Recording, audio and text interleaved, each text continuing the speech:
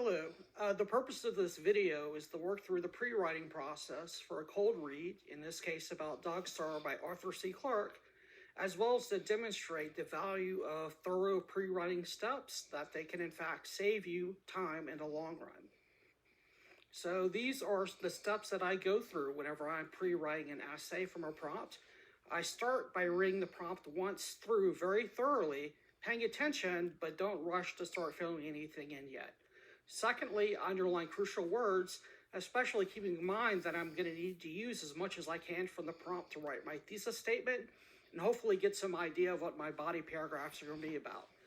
Then step 3 is I take notes from the underlined sections to write a thesis, and hopefully I can write most or all of my thesis from the prompt, and it will be the case with the prompt we see today. Fourth, I read other attached material, not the story itself, but other things, as well as look at pictures that might appear in the text, because they might provide some vital clues. Fifth, I look at my thesis again and see if I can start to fill in parts of my outline having to do with, say, the topic sentences. Then finally, I begin reading the text. And as I'm reading, I outline as I go. What I mean by that is that when I find evidence, I add it to my outline, I add citation, and I add reasoning. I do all of those steps before I go continue my reading. So for purposes of this exercise, I realized that it would be kind of silly to have you watch me read the story. So when you're thinking about how long this overall process is, maybe adding 20 minutes would be more than generous, considering you're roughly reading 3 big column pages, and that time will obviously not account for purposes of the timing of this video. So without further ado, let's go to step 1. So step 1, read the prompt once through. So it says write your name on the handout. Now this is an exception to the rule, but I might go ahead and do that right now. Then I'll go forward and mark the text, underline and or circle crucial parts of the prompt. Now we get to the prompt. And once again, I'm going to read through it thoroughly before I start underlining or taking notes. Prompt: the short story Dog Star by Arthur C. Clarke explores the role of memory and loss in its portrayal of the intense relationship between a man and his dog Laika. Explain how he uses imagery, characterization of Laika, and flashback to achieve this effect. You should write a thesis statement and then outline for 3 body paragraphs supporting the thesis. Each body paragraph should have at least 2 pieces of evidence, and each piece of evidence should have reasoning and proper citation. And there's an example there. There's a reference to an assignment on Google Classroom having the outline. I'm definitely going to use that. And it reminds me about what imagery is as a vivid description. And it also has this interesting note at the bottom. If unsure about the meaning of flashback, the literary focus section on page 44 explains the literary device. We'll talk more about that in a minute. So before we move to the next step, I just want us to remind us what we're looking for when we're writing a thesis. We want to use tag, title, author, genre. Look for that in the prompt. Secondly, mirror the question. And 3, bullet point the body paragraphs. Or circle crucial parts of the prompt to help me get together what I need to write a thesis. So we have short story Dog Star by Arthur C. Clarke. There's my tag. That's good. Explores the role of memory and loss and its portrayal of intense relationship between a man and his dog Laika. That seems very important as well. Then we have this imagery, characterization of Laika, and flashback. And a pro tip, when you see 3 things listed, whether in a series like this or sometimes even on bullet points, that's an excellent hint that that should be what your 3 body paragraphs about. And then it says I need a thesis statement and the outline for 3 body paragraphs, not the essay itself. That's important. And then I have some more specific instruction about evidence requirements. Each needs at least 2 pieces of evidence. Each piece of evidence should have reasoning and proper citation. And I want to go ahead and just take some quick notes, starting to write my thesis statement. So I'll say the short story Dog Star. And in real life, I would actually be pulling up the outline to be typing that into it by Arthur C. Clarke. That way I won't have to write it once on the paper and once again typing into my computer.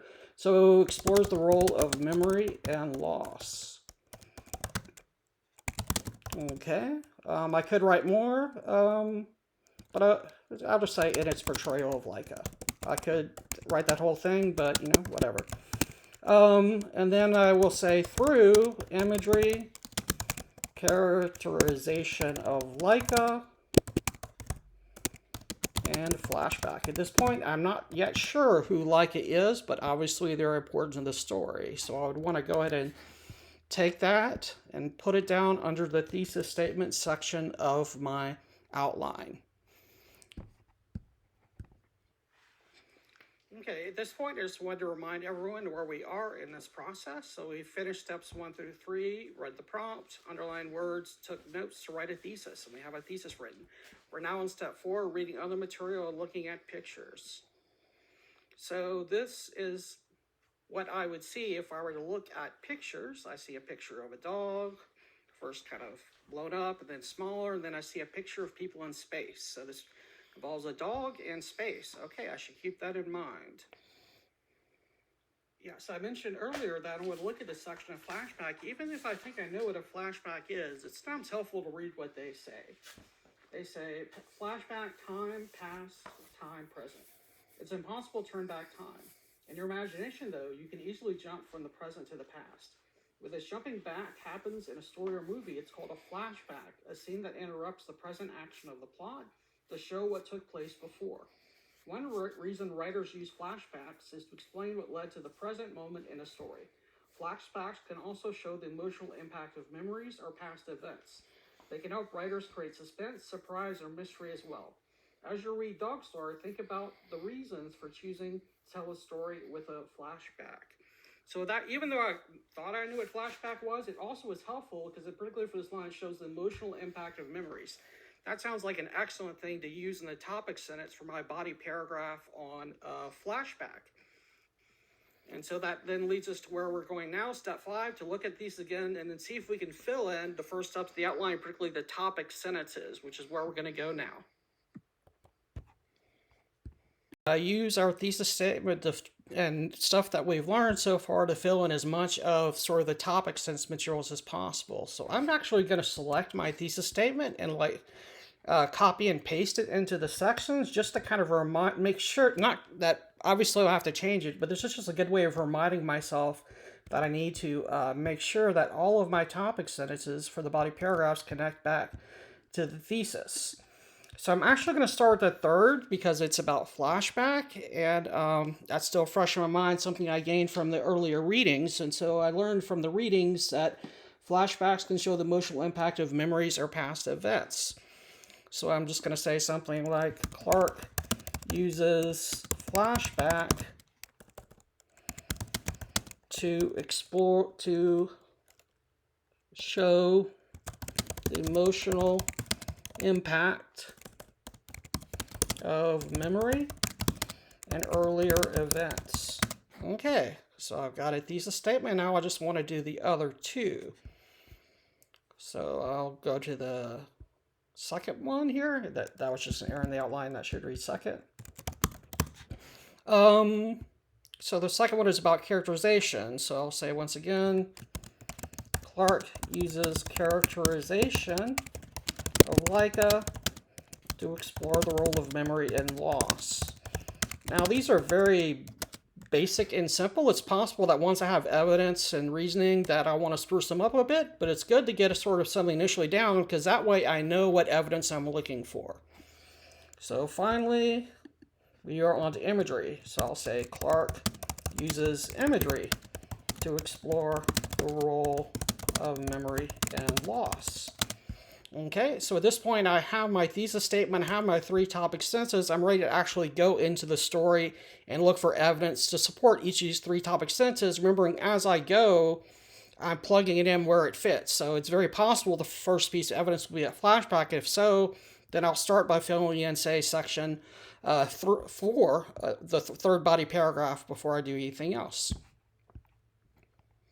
10 minutes in, and I've not yet read a word of the story, but I'm perfectly happy about that. I have a thesis, I have my topic sentences, I have a general idea that this is about dog in space, I know about flashbacks, I'm ready to begin. I have all the time in the world. So there's no way to really show me reading and taking notes, so I'm just going to sort of start with evidence as I find it. I find my first piece of evidence at the top of page 46, and it's about flashback. So I'm going to go ahead and go down to flashback under the first piece of evidence, and it says, Leica was separated from me by a quarter million miles of space, and far more irrevocably 5 years of time. Then, of course, want to cite as I go. That's Clarke 46. Then I want to go ahead and put in reasoning. This evidence shows that Leica is no longer, well, I'll learn later that he's dead, but I'll go ahead and say that Leica has been separated from the narrator for 5 years. Because if I was really doing this as I go, I would not yet, in fact, know that Leica is dead. All right, so then I want to move on to my next piece of evidence, which I find in the near the top of the second column of page 46. It's about imagery. So I want to go to the thing about imagery. Here we go. And it's just kind of a description of his initial encounter with Leica. It says, then it, and I'll put in brackets Leica because that's who he's referencing. Then it whimpered and opened its eyes. There was such an expression of helpless trust in that. Okay, and so this, once again, Clarke 46, add some reasoning. This evidence shows like a pitiful whimper and trusting expression, which built a lasting relationship with the narrator. Because that shows how the characterization supports the memory and loss the narrator's feeling. So when I go ahead and move to my next piece of evidence, which is near the bottom of page 46, this is about characterization. So notice how I'm kind of jumping through the outline, plugging it in as I go. And not following the order of the story as evidence that I find it, not the order of the outline. So this is his characterization of Leica at the observatory. She would lie there quietly in the shadows for hours while I was up in the cage making adjustments, quite content if she could hear my voice from time to time. From the beginning, she was my dog and would obey no one else. This once again from Clarke 46. And so this evidence shows the deep bond and trust that Leica shows in the narrator. All right, good. So we'll move on to the next piece of evidence. It's about imagery. So move up to the imagery. And so this is from near the top of the first column of page 47. It's just kind of a description of what Leica looks like. Apart from two dark patches over the eyes, most of her body was a smoky gray, and her coat was soft as silk. When her ears pricked up, she looked incredibly intelligent and alert. This is Clarke, page 47. So once again, sign as I go. This evidence shows Leica, shows the narrator is captivated or impressed by Leica's appearance and obvious intelligence. Okay, so moving forward, our next piece of characterization is basically everything that happens with the earthquake on page 47 and 48. I'm not going to write out a long quote. This is a great opportunity to use some paraphrase, so I'll basically just describe what happens in the story, but I still want to cite it. So Leica alerts the narrator to an earthquake,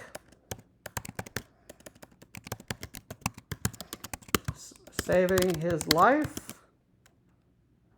unlike those of his friends who died. All right.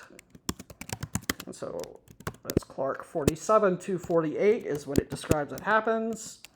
And so this evidence shows that Leica is a valuable dog companion that saved the narrator's life. Okay, so at this point I have two pieces of evidence and reasoning with citation. For the first two, all I need is the flashback. And so that is actually going to be at the very end of the story. And so here I want to quote from, I'm actually once again going to use some paraphrase rather than quotation, though I might use a little bit of a quote. I'll say the last lines of the novel, of story rather, reconnect to the beginning, showing that even years later, all the narrator can think about are the luminous brown eyes. That's a quote from the text of Leica. And so that is Clarke, page 50. This evidence shows Clarke using flashback to heighten the emotional impact of Leica's loss. At this point, I have evidence and reasoning for all three, and my outline is done. And I could have probably gone more quickly if I would have talked about what I was doing less, but adding in 20 minutes from the time it might have taken to do the story, we're at 37 minutes, but let me show you how quickly it is to turn this, I can turn this outline into an essay because I have a good outline. So start with the thesis statement. I have at top, and eliminate that stuff. So now I'm on to my first body paragraph, indent, eliminate the outline stuff. And so here, I'll add something like Clarke writes, because, it needs something to have a capital letter, put in the reasoning here. Now this begins with a capital letter, so don't need to add anything. And so I now will spend a second looking over this. Okay, well, I see there's an error.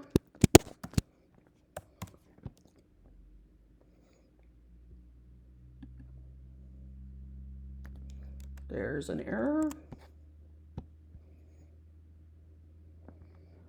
Okay, moving on to the second body paragraph, eliminate the outline stuff, indent,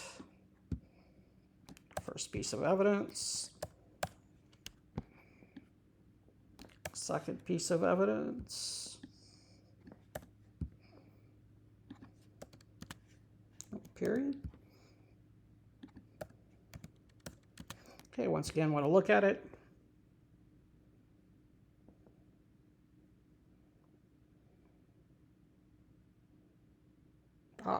I realized that I needed to have some reasoning here. I'd forgotten about that. So this evidence shows the deep bond between the narrator and Leica would forever be no dog but his. All right, good.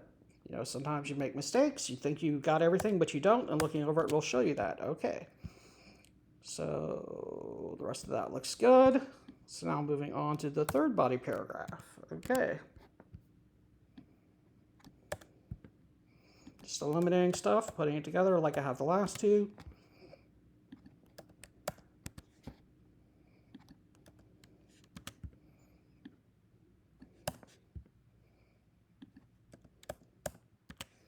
Okay, I once again want to look over it. There's a spelling error.